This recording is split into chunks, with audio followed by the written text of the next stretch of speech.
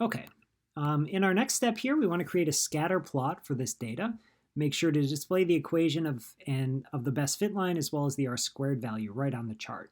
So again, I want you to pause the video and see if you can do this on your own and give it a shot, right? If you can't figure it out, that's fine. We're going to go over it in a second. So anyways, pause the video, give this a whirl. All right, good. So remember, as with all of our plots, we start by just selecting all of the data. We go to the Insert tab. This is where all of our plotting options are, and we want to pick the scatter plot.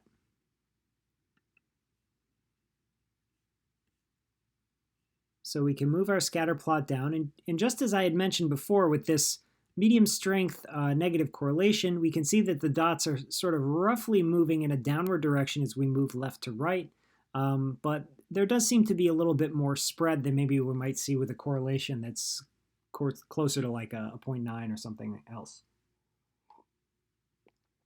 All right, so now in terms of what we should add to this, it's a good idea to at least add a title so we kind of know the variables at play here. So this is BMI versus steps.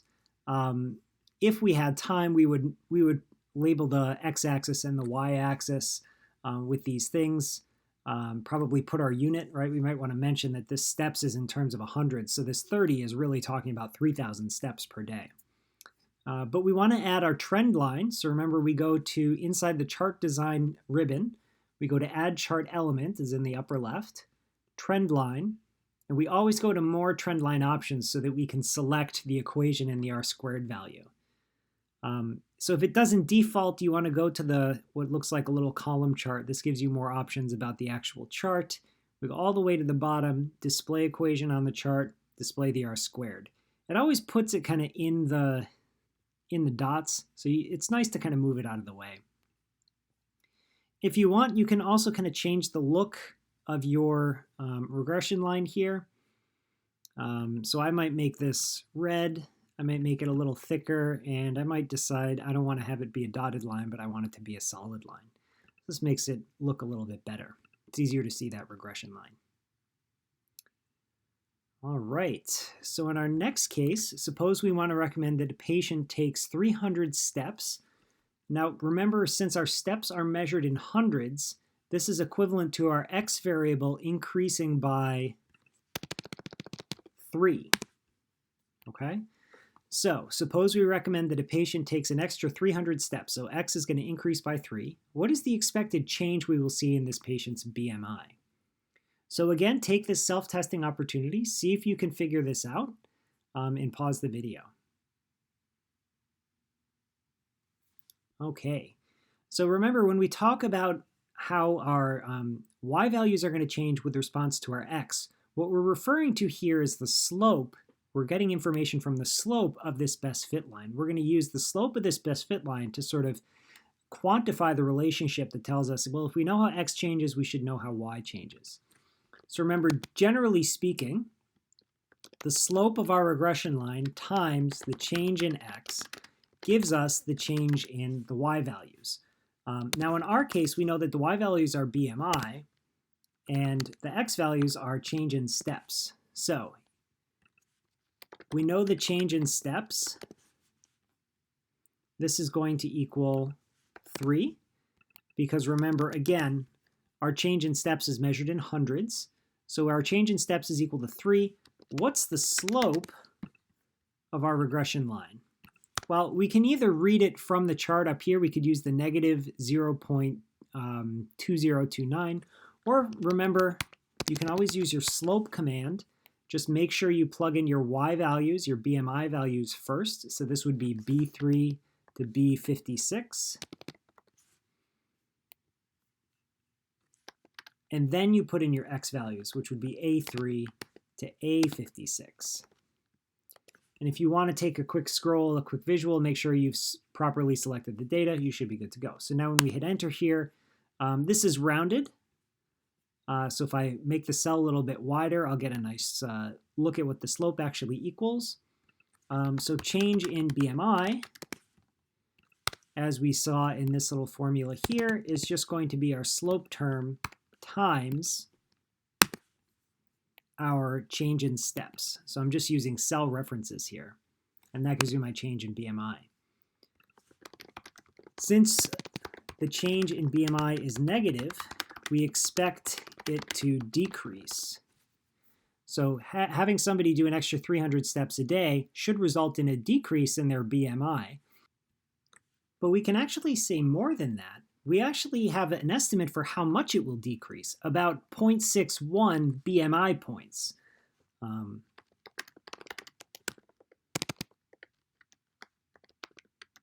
Whatever a BMI point is. All right, so we would expect if your BMI is measured on the nice continuous scale, we would expect a decrease in about that amount. So for example, if your current BMI is something like 22, right, and you do an extra 300 steps a day, our linear model is predicting that our new BMI would be 22 minus 0.61, or in other words, it'd be like a 21.39.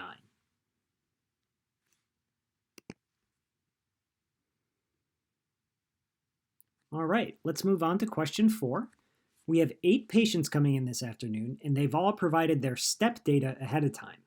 Using this linear regression line that we have above, right, we can visualize it here. We could compute the slope and the intercept if we needed to.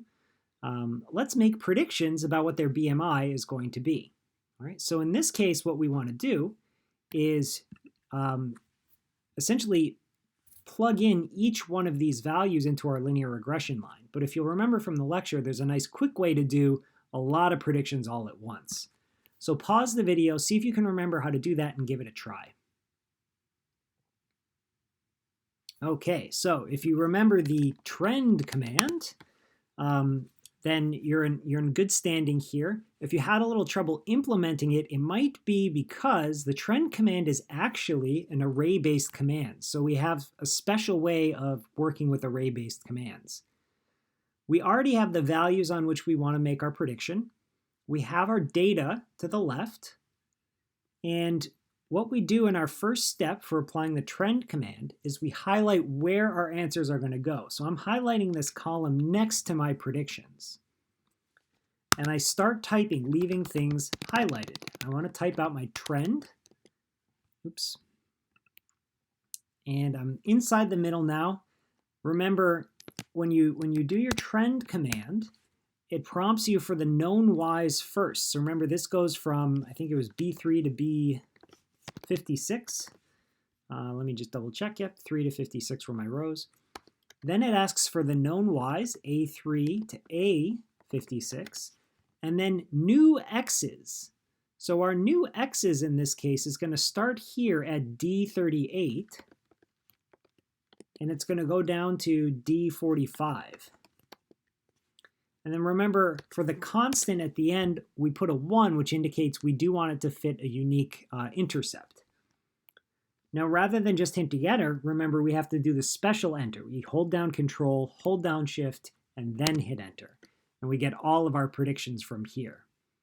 Now, typically BMIs, I think, are rounded to the nearest whole number, so these would be our predictions.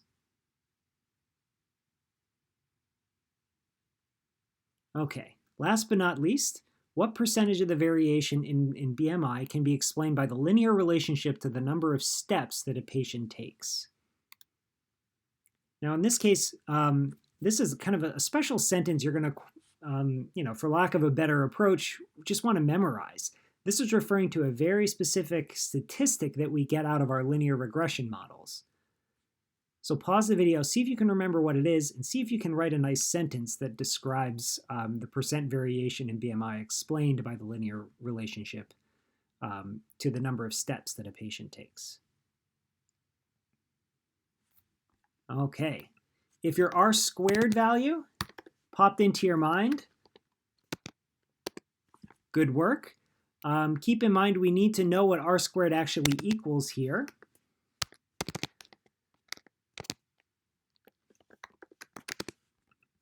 So we'll compute our R squared value. Remember, this is just our correlation coefficient squared. That's the quick way to get it. And my correlation coefficient's sitting way up here. So what I'm going to do is I'm going to start this by putting an equal sign in the cell. Then I'm going to scroll up to where I find my correlation coefficient. and select that cell. So I now have started a cell referencing formula. And remember, all we want to do is square this thing. So we do the shift 6 and then a 2.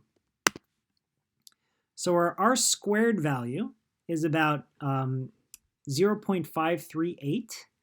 So we know that 53.8% of the variation we see in the BMI values can be explained by the linear relationship to the number of miles walked by the patient. All right. So what this means is essentially the linear relationship, this linear regression, right? The connection to the number of number of steps taken by the patient. The linear relationship to this number of steps taken by the patient explains some of the up and down movement that we see for these dots.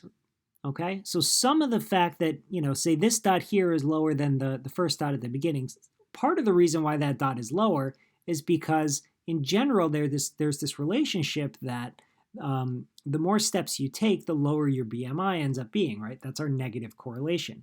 But there's also some variation, and you can see this from the dots moving away from the line a little bit. There's also some variation that's unexplained. So our R squared value tells us the percentage of the total variation, right? All things accounted for. The percentage of the total variation that can be attributed to the regression line relationship. And what this tells us is about half of the variation that we see in BMI has to do with the total number of steps taken by the patient. Now that means roughly there's some other half that's unexplained by our current model, right? We can't really account for where this other variation comes from, but we know at least half of the variation in BMI values we can attribute to the number of steps taken by the patient.